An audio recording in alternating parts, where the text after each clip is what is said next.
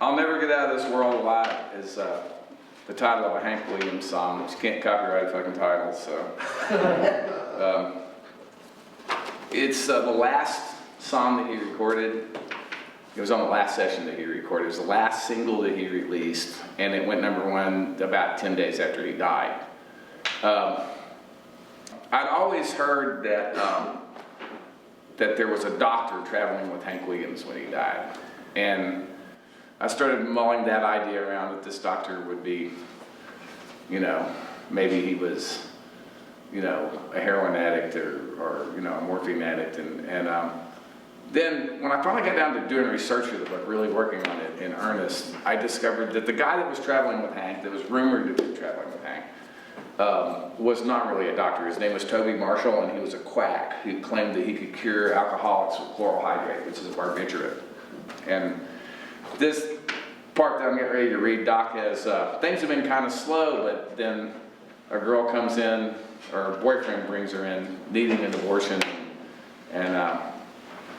and Doc performs it, and he gets paid. He goes to the dope man, he gets straight, and he's sitting up in the beer joint in the afternoon, hoping that lightning will strike twice. It says, the happy hour crowd began to filter in.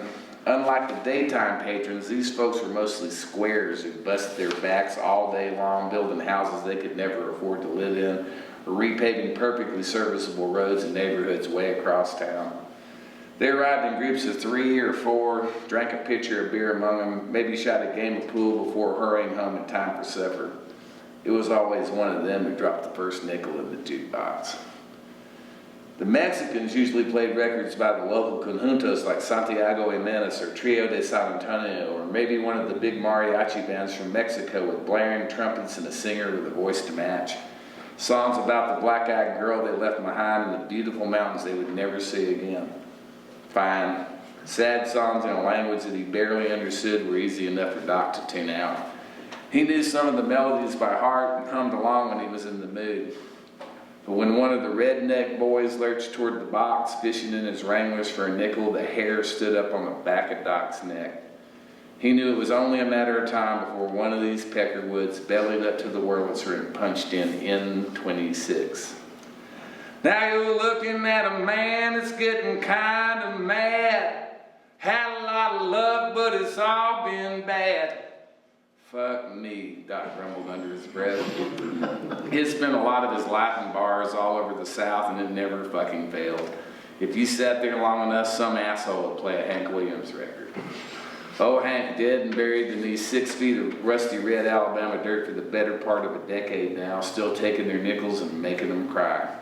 Doc looked around the room. There were construction workers, warehouse hands, soldiers from Fort Sam, and layabouts on disability. They ranged in age from their early 20s to 70-something, but they all loved Hank. They loved him when he was alive, and now that he was dead, they loved him even more. Even the Mexicans loved the son of a bitch, and even though most of them couldn't understand what he was singing about.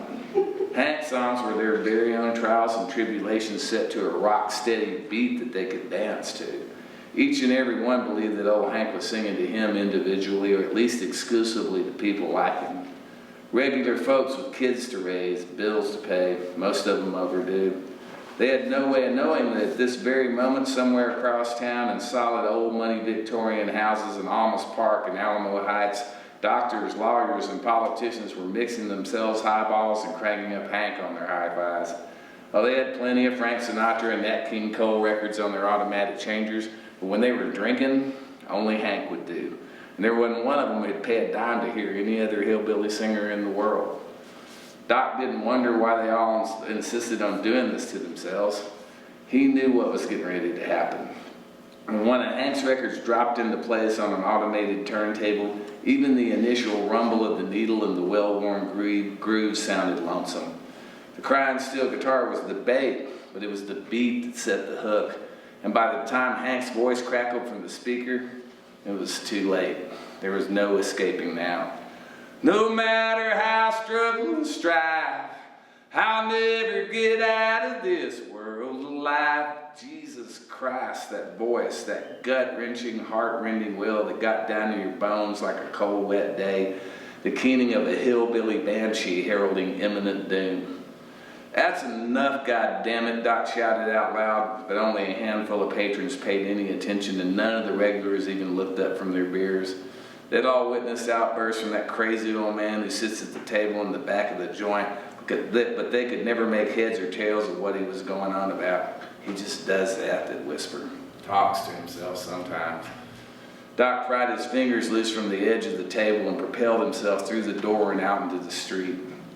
It was hot, and dark, and quiet. The streetlights cast elongated shadows on the empty street, out-of-kilter trapezoidal ghosts of simple 1- and 2-story structures that had housed respectable businesses once. The pawn shop was a barber shop, a place where people gathered to trade neighborhood gossip and tell tall tales. The abandoned building across the street was a family-owned hardware store, bins filled with shiny new fasteners and fittings of every description, wing nuts and carriage bolts and 10-penny nails. But like Doc, the buildings were derelict, has-beens, shadows of their former selves, waiting around for time to take its slow but steady toll. The familiar fall of faltering footsteps follows behind him. The shuffling echo ceases abruptly each time Doc breaks his stride. But he knows from experience that if he turns around, he'll see only his own shadow stretching from sidewalk to sidewalk like a black chasm opening in the middle of the street. So he just keeps on walking, and the ghost follows him all the way home.